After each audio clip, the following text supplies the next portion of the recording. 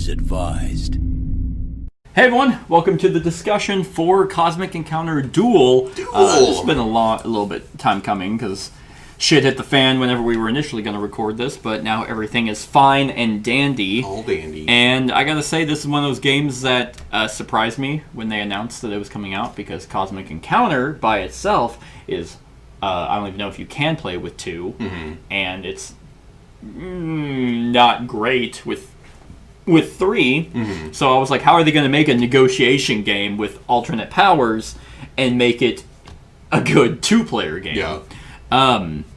So I'll go first because I have a pretty good inclination of what your thoughts are on the game through just sheer dumb luck. I don't think this game is actually horrible. In comparison to Cosmic Encounter, I would much rather play Cosmic Encounter because of the wildly different... I mean, you have the special abilities here, but it's only ever going to be two abilities versus 4 or 5 it's or whatever. Nonsense. Where it's crazy. You have the... I mean, because Cosmic Encounter by itself, in my opinion, is a negotiation game. It's you randomly attacking someone based off a deck of cards that says you're attacking green this time. And you have the negotiation with that player to be like, hey, we can both play negotiation cards and come to an understanding. You're trying to get other people to ally with you by offering stuff, and the same with the defending player. And everyone gets rewards if they side with one side or the other. Gotcha.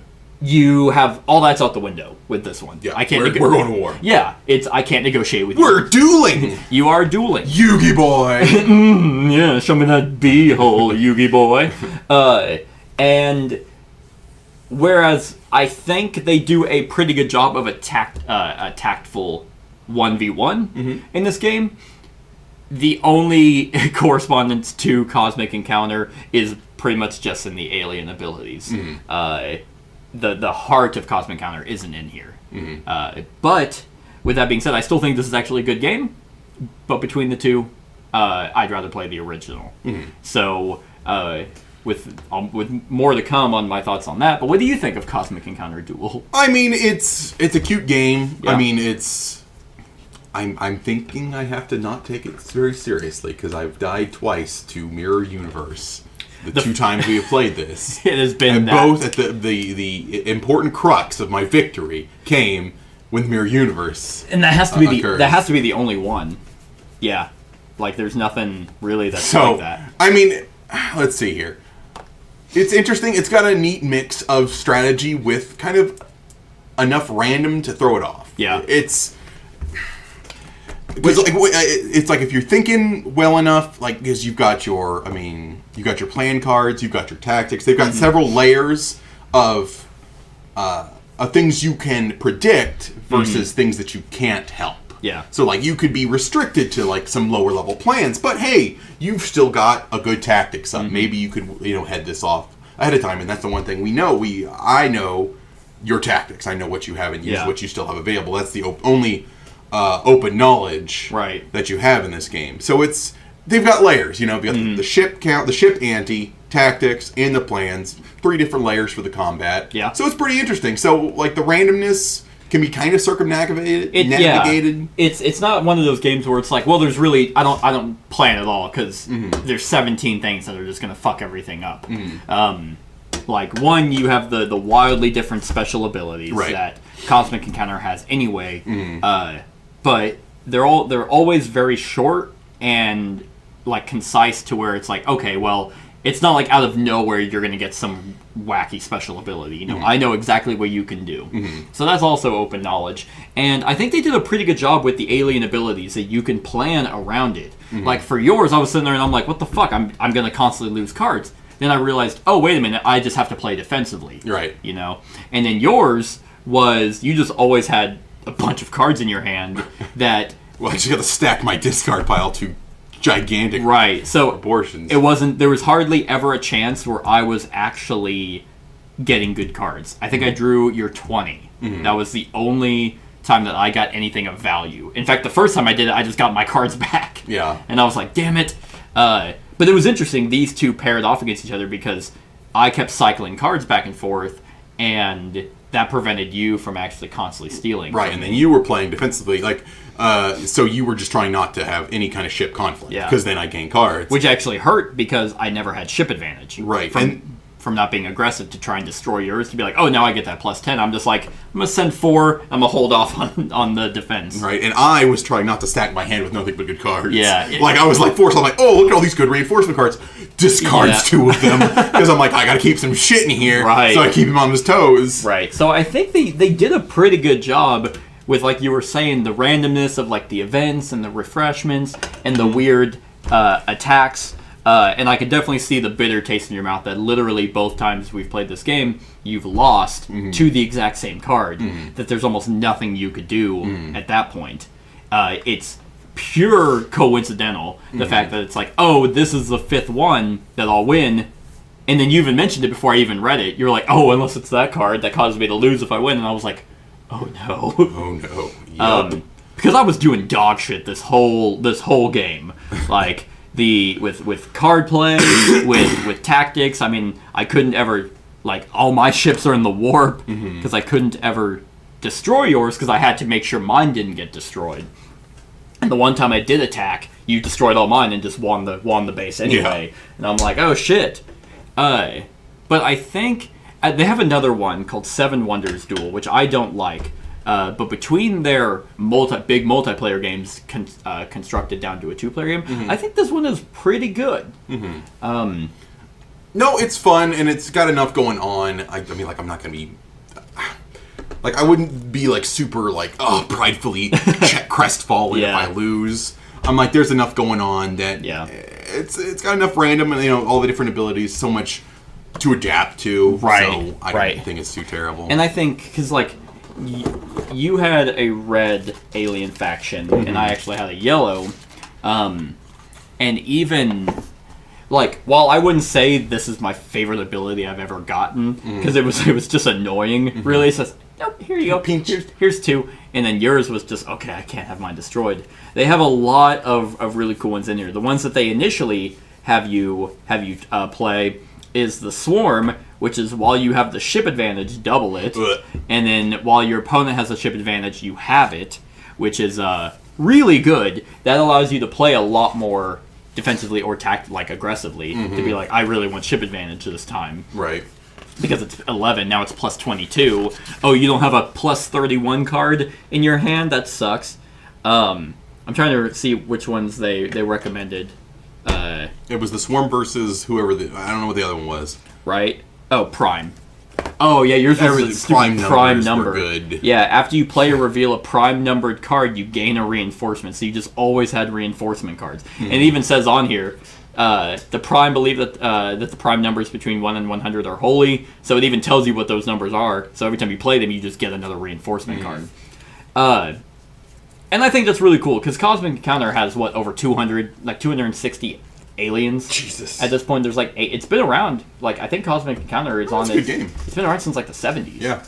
And wow, the 70s? Yeah, no way. I'm pretty sure it's that. They're on their 8th edition, and they have a shit ton of expansions. But it's a classic. With that many aliens, of course some are going to be way overpowered, right, compared to others. No, I mean, it's definitely not a game that you can take super serious. Yeah. It's not. You're not dueling. You're not taking this competitions. Yeah, if you're getting this one, I think you would have to have almost the mindset of both. You want it to be, because you have to get into your opponent's head. Right. Okay, what are they going to play? What kind of cards can they do? Go for, do I want the loser ability? Can I afford to lose this planet and actually get an ability? Which I like. I really like the effects of these cards, because it rewards even the loser. Where it's like, oh man, God, I lost another one. In Cosmic Encounter, if you just lose a planet, you just lost a planet. That sucks. Right. It actually hurts you if you lose, I think, 3 of your 5. You actually lose your alien power. Here, you might get rewarded, so that's another type of advantage. So here, you don't go into, a beer and pretzels mode, like regular Cosmic Encounter. Here, it's like, okay, well, let me really try to think. But also not get too butthurt if a refresh card aids your opponent more than it does you. That's just kind of the strategy. Some other... Oh, hey, the guy on the front, the politician. Campaign promise. Before tactics are revealed, you may promise by saying blast, shield, or refresh. Flip-flop. After plans are revealed, if your tactic does not match your promise, you may swap your revealed plan with a card in your hand. Huh. So you can tell them, and if you lie, then you get to see, you play the 30? Okay, boom, I'm going to swap it out and play this morph or whatever. And who's the other one? The dragon on the front. I'm not going to obviously read all of these. Cheater. Yep, that's him. Cheat. Choose a second tactic and set it aside. Then, before tactics are revealed, your opponent names a tactic. After tactics are revealed, if your opponent did not name either of the tactics you chose, you may swap your revealed tactic for the set-aside tactic. Okay. So both of the ones on the cover are all about swapping things. And you get a bunch, like, in the base game. Like, I was actually surprised with how many they gave you. 27 aliens. With all their just wacky nonsense. Mm-hmm. So I definitely think that the aliens are more balanced, especially in the base game. They have to be. For it to be a 1v1. But, I mean, there's less to really take into account. True. I mean, when you've got, like, 5 people playing and with all these different races, they also have 200-something races, they're like, we're not going to balance this. Just play whatever, have fun. And they even have in regular Cosmic Encounter the, what do they call those? It's basically like a special card for your race that if you happen to have it, it's like a souped-up ability of your own alien. Oh, what was it called? I don't remember. But I think this is pretty good. It's one of those games that I'm going to keep because I would never play. I don't even think Cosmic Encounter can be played with 2. I'm pretty sure it's 3 to 5. Plus, actually, with expansions, it goes up to higher numbers. Mm-hmm. But I would play this over Cosmic Encounter at 3 players. Yeah. 4 players is minimum for Cosmic Encounter. So this is a good alternative if you want that Cosmic Encounter feel, but you don't have the correct number to actually do it by. Right. It's fun. It's cute. Not just Mirrored Universe would not be the 5th card. I know. That'd be good. It's just, it's so, because look at all that. Like, all your planets surround mine, and you just, we're in a new universe, so you just lost. I mean, maybe that's like the punish card. If you're going hard, like, early game. It's so situational that if you had all the reinforcements, you can just pump it up to be able to make sure that you don't win. Mm-hmm. And then that card's gone. It's gone forever. And it's just so weird and funny how it's been both times, that same card. And I happen to actually steal all your reinforcement cards, so that let me bump it up on your side. It's like, you're definitely losing this time. What do you think of the envoys? The envoys, they're not bad. I see why they put them in, is they kind of supplement that negotiation that you lose. That's in this true. game is like you have some outside force that you can kind of barter with. So, if you're good on ships, you're good on tactics, and you're like, maybe one of these boons would help. Yeah. Now, this guy. Okay, all right. Let's hear yours. So I had him for almost since the beginning of the game. But what's also cool about these is they're not like at the end of like the whole duel where it's like, haha, you reveal these before you reveal choose tactics, so you can plan ahead. But my guy was called the Void. When you would lose a duel before resolving the prize, you may remove the planet, all ships that are on it, and the Void from the game instead. And then a new one comes out. So I'm just like, nope, this didn't happen. He was giving me my crux if I was going to lose. Yeah.